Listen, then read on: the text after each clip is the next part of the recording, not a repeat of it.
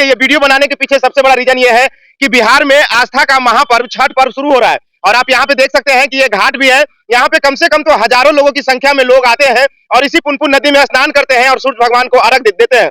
लेकिन आखिरकार जो है कि ये जो खंडहर बना हुआ है, इस खंडहर का जवाब देख पहुंचते हैं कि सुरक्षित रहे। ये जितना जो किया हुआ है सर, हम चंदा मांग मांग के कर करके आज 20 बरस से इसको सेवा कर रहे हैं, बुझली ना।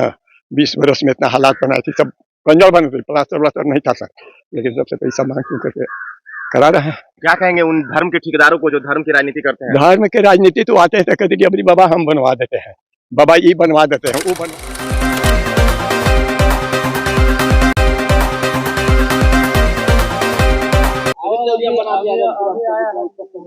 हमारे देश में धर्म को लेकर के काफी राजनीति की जाती है। धर्म के बारे में कहा जाता है कि बटोगे तो कटोगे, और उस धर्म को लेकर के जो है कि जिस तरीके से राजनीति किया जाता है, इस तरीका से मंदिरों को क्यों नहीं देखा जाता है।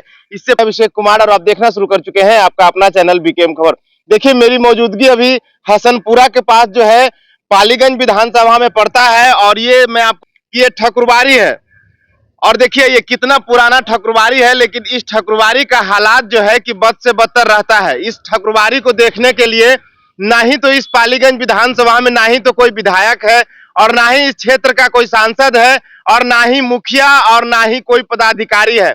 आखिरकार देखिए सबसे बड़ा जो बात है, देखिए ये वीडियो बनाने के पीछे सबसे बड़ा रीजन ये है कि बिहार में आस्था का महापर्व छठ पर्व शुरू हो रहा है और आप यहाँ पे देख सकते हैं कि ये घाट भी है।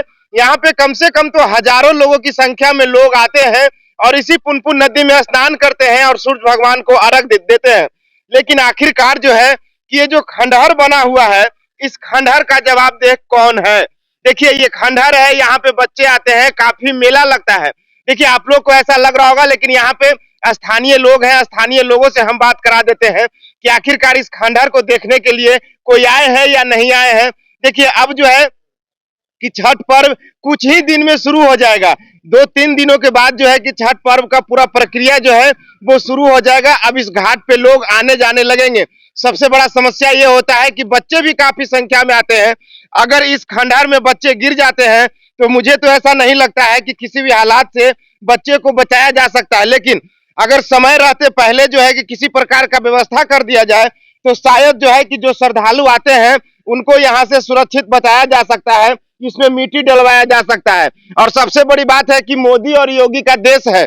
कहा जाता है कि मोदी और योगी है तो धर्म पे किसी प्रकार का कोई संकट या कोई खतरा नहीं है। लेकिन मैं आपको दिखा रहा हूं ये लाइव तस्वीरों के माध्यम से कि देखिए इस ठकुरबाड़ी का स्थिति क्या हो गया है।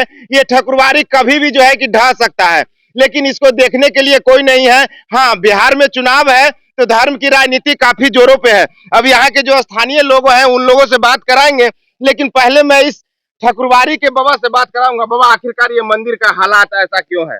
हालात है कि कुछ को देखने नहीं, गांव में है, ईचीपुर में तो पड़ता है पंचायत सोनियावा में, लेकिन वहाँ के लोग समझते हैं ना कि हसनपुरा वाले लोग तनी माने आते हैं, चाहे देवरिया आते हैं, नजदीक पड़ता है तो ये लोग कुछ रहते हैं, लेकिन ईचीपुर के लोग यहाँ देखना नहीं आते हैं।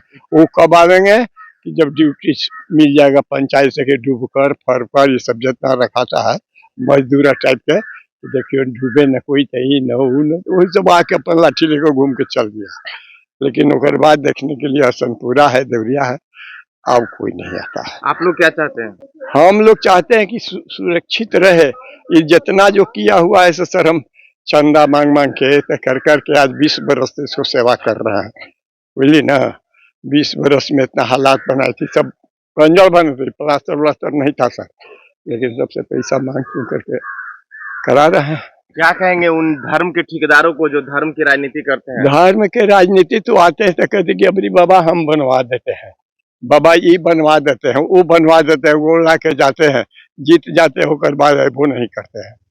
यहाँ तक कि चापाकल तक वो ऑर्डर भेजा ईचीपुर गांव में गड़ा गया, लेकिन वहाँ भगवान है। पहला मुखिया कहते थे जो अथी के थे माले के, वही भगवान है। अच्छा, लेकिन हम लोग तो आस्था बना के भगवान का सेवा कर रहे हैं। क्या परिचय है बाबा आपका? मेरा परिचय तो है, मेरा नाम ऐसे लोक सेवा जगनारायण प्रसाद है, हम कलेक्टर के यहाँ से रिटायर होकर के आके सेवा में लगे हैं। अपना पेंशन जो मिलता है इसी में, पेंशन मिलता है वो इसी में लगा वही अर्पण करते हैं। क्या कहेंगे, क्या कुछ समस्याएं हैं? ये खंडहर जो है अब खनन है कि उनको कहिए कि दम जल्द से जल्द पहले छठ से पहले इसको बनवाया जाए, मरम्मती हो जाए। क्योंकि यहाँ पे तो काफी हाँ, बहुत काफी संख्या में कि 5,000 के भीड़ में ही आता है, 10,000 आता है। आदमी के कोई ठर्स नहीं, हमने हर साल कूद कूद के लेकिन के छानते हैं।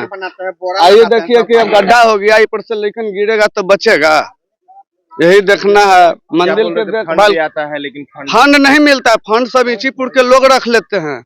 चापाकल बोरिंग आया, बोरिंग भी रख लिया, वो अपना घर में ले जाके करवाए हैं, यहाँ नहीं दिए। यहाँ हमने चंदा करके बोरिंग किए हैं, पानी पिएला हम लोग के तकलीफ था। यहाँ मंदिर में जनता आते थे, पानी नहीं मिलता। क्या कहेंगे इस मंदिर का श्री श्री छठ पूजा समिति ग्राम हसनपुरा के तरफ से हार्दिक अभिनंदन करता हूं, करता रहूंगा। और हम लोग के समस्त ग्रामवासी का मांग है कि जो देवरिया पुल पर सूर्य मंदिर है उस पर सरकार द्वारा ध्यान दिया जाए। थोड़ा सा यहाँ घाट का भी प्रॉब्लम है, उस प्रॉब्लम को सोल्व किया जाए। थोड़ा सा पानी ज्यादा है, इसलिए यहाँ नाव का व्यवस्था किया जाए। और हम लोग यहाँ का जो क्षेत्रीय विधायक हैं या एमपी हैं, वो यहाँ पत्थर बुलडोजर गिराने के काम करेंगे। आप लोग के माध्यम से हम लोग को यही कहना है।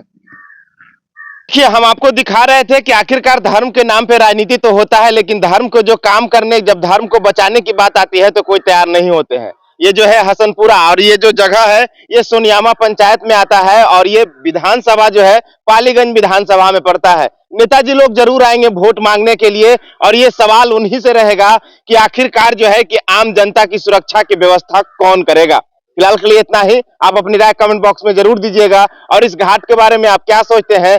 क्या सही में इस घाट पे काम कराना चाहिए या नहीं कराना चाहिए? जो अधिकारी, जो नेता लोग हैं, वो आखिरकार करते क्या है? इस चुनाव में इसका हिसाब आप लोग लीजिएगा या नहीं? बहुत बहुत धन्यवाद।